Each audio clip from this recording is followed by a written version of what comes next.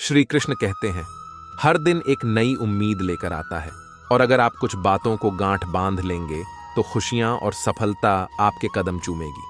आप जिंदगी में कभी मात नहीं खाएंगे। जैसे कि आपसे दो ही बातें कहनी हैं। पहली बात को समझने के लिए एक छोटी सी कहानी से जिक्र करना चाहूंगा। जंगल के राजा शेर से उनकी प्रजा बहुत त्रस्त हो गई, क्योंकि वह जब चाहता निरीह भेड़ बकरी को अपना शिकार बना लेता था। जंगल में चुनाव हुए तो प्रजा ने शेर के खिलाफ एकजुट होकर बंदर को राजा बना दिया। हार से बौखलाए शेर ने और भी अधिक जुल्म शुरू कर दिए। प्रजा इकट्ठी होकर नए राजा बंदर के पास पहुंची और उन्हें सारा किस्सा सुनाकर मदद की गुहार लगाई। बंदर कुछ देर तो विचार मुद्रा में बैठा रहा और फिर एक पेड़ से दूसरे पर, तीसरे पर छलांग लगानी शुरू कर दी। प्रजा कुछ देर तो देखती रही, फिर बोली कि महाराज, हमारी जान पर बनी है और आप इधर से उधर छलांग लगा रहे हैं। बंदर ने मासूमियत से जवाब दिया कि भाई, जो मेरे बस में है कर रहा हूं। आप इसे लतीफे के रूप में ले सकते हैं, लेकिन इसमें एक बहुत बड़ा सार भी छिपा है। अक्सर हम ऐसा सोच लेते हैं। दूसरी बात भी एक बोध कथा से जुड़ी है जो बरसों पहले पढ़ी थी। उसमें यह था कि हमारे शरीर के तमाम अंगों की ताकत उम्र बढ़ने के साथ कम होती जाती है। जैसे हमारी नजर कमजोर हो जाती है, दांत भी गिर जाते हैं आदि। लेकिन हमारी जीभ पर कोई असर नहीं आता। वह जैसी थी वैसी बनी रहती है। इस कथा में संदेश छिपा था कि जो चीज जितनी नरम है वह उतनी ही देर तक चलती है। आज के समय में यह समझना भी बहुत जरूरी है कि विनम्रता के साथ भी आप अपनी बात पर दृढ़ रह सकते हैं। दूसरे को चोट पहुंचाए बिना भी अपनी बात कही जा सकती है। यह सीखना और इसमें विश्वास होना बहुत जरूरी है। कई बार लगता है कि यदि हम ऊपर कही गई दो बातें भी समझ लें और उन पर अमल करना शुरू कर दें तो शायद हम अपने और दूसरों के लिए बेहतर माहौल बना पाएंगे। सकारात्मकता आशा और विश्वास से प्रारंभ होती है। कभी ये मत सोचो कि मैं सबसे ज्यादा होशियार हूँ, क्योंकि ऐसी सोच जीवन में आगे बढ़ने से रोकती है। आप दूसरों की बातें जरूर सुनें और उसमें कुछ भी सीखने को मिले तो सीखें। हर दिन हंसना, क्योंकि हंसना खुशहाली का एक मूल मंत्र है। इसके जरिए दिमाग और तेजी से काम करता है। केवल सकारात्मक लोगों को ही अपना दोस्त बनाएं। समस्याओं का समाधान भी उन्हीं के जरिए बेहतर तरीके से निकाले जा सकते हैं। साथ ही जीवन का विजन और मिशन बिल्कुल साफ होना चाहिए। यदि आप ऐसा करने में सफल रहते हैं तो आपके लिए हर काम आसान होता चला जाएगा। अपने आसपास देखिए। आपके मोबाइल फोन में कितने ऐप हैं जिनकी आपको कभी भी आवश्यकता नहीं होगी।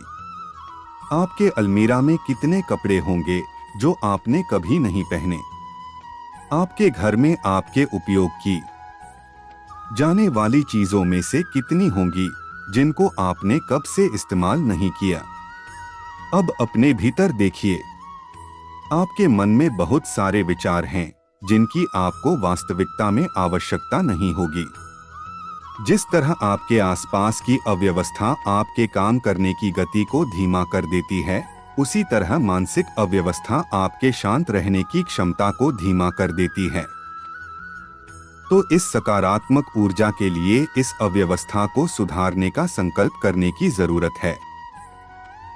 जैसे हमें जरूरत है अपने जीवन से बेवजह बटोरी हुई चीजों को कम करने की और अव्यवस्था को हटाने की, इस तरह हम अपने जीवन को फिर से जीवंत कर सकते हैं और अपनी जीवन शैली को प्रारूपित कर सकते हैं। इसलिए शुरुआत हमें अतिरिक्त को हटाने, अव्यवस्था को सुधारने और अतिसूक्ष्मवाद का अभ्यास करने के संकल्प के साथ करनी होगी। विचार सरल हैं। हमें उन चीजों से छुटकारा पाने की जरूरत है जिनकी हमें वास्तव में जरूरत नहीं है, जिससे हमें काम को जल्दी और अच्छे से करने में मदद मिलती है और इसी तरह जब हम अपने मन को उन विचारों से मुक्त करते हैं जिनका कोई उद्देश्य नहीं, तो हम अपने दिमाग की क्षमता को बेहतर बनाने और तेजी से काम करने में सक्षम होते हैं। भौतिक न्यूनतावाद न केवल आपके जीवन में जगह बनाता है, बल्कि यह कई ऐसे लोगों के लिए मददगार होगा जिनके पास न्यूनतम जीवन का समर्थन करने का साधन नहीं है। आपके घर की एक वस्तु जिसका आपने कभी इस्तेमाल नहीं किया और धीरे धीरे अपने मन से अतिरिक्त विचारों को मुक्त करें। और जैसा ही आप इस अव्यवस्था को हटा पाएंगे, सकारात्मक ऊर्जा आपको फिर से जीवंत कर सकेगी। जिस प्रकार इंद्रधनुष के बनने के लिए बारिश और धूप दोनों की जरूरत होती है, उसी प्रकार एक पूर्ण व्यक्ति बनने के लिए हमें भी जीवन के खट्टे मीठे अनुभवों से होकर गुजरना पड़ता है। हमारे जीवन में सुख भी है और दुख भी, अच्छाई भी है और बुराई भी है। जहाँ सफलता हमें खुशी देती है, वहीं असफलता हमें मजबूत बनाती है। पर इन सबसे ऊपर हमें अपने जीवन में सकारात्मक दृष्टिकोण बनाए रखने की आवश्यकता है। सकारात्मक व नकारात्मक विचार बीज की तरह होते हैं, जिन्हें हम दिमाग रूपी जमीन में बोते हैं, जो आगे चलकर हमारे दृष्टिकोण एवं व्यवहार रूपी पेड़ का निर्धारण करता है।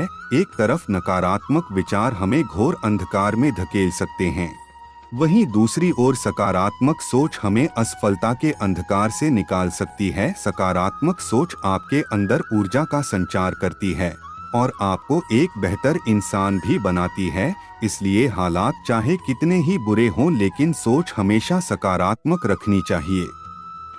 जिस प्रकार कुएं से पानी खींचने के लिए बर्तन से बांधी हुई कोमल रस्सी कुएं के किनारे वाले पत्थर से बार बार रगड़ खाने के बाद पत्थर पर निशान छोड़ देती है, ठीक उसी प्रकार निरंतर परिश्रम, अभ्यास और चेष्टा करते रहने से असाध्य माना जाने वाला कार्य भी सिद्ध हो जाया करता है। चिंता ना करें, चिंतन करें। किसी भी बात की चिंता मत करें, बल्कि उसके बारे में चिंतन करें कि इसका समाधान क्या हो सकता है।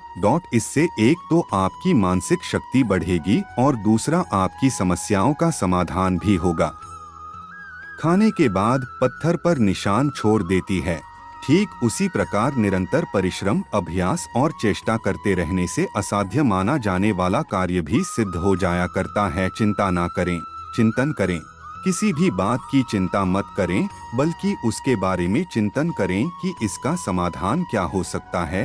इससे एक तो आपकी मानसिक शक्ति बढ़ेगी और दूसरा आपकी समस्याओं का समाधान भी होगा। इस वीडियो को लाइक और चैनल सब्सक्राइब करें। ऐसा करने से भगवान श्री कृष्ण आपके जीवन में आने वाली परेशानी दूर करेंगे। यह वीडियो पूरा देखने के लिए आपका धन्यवाद।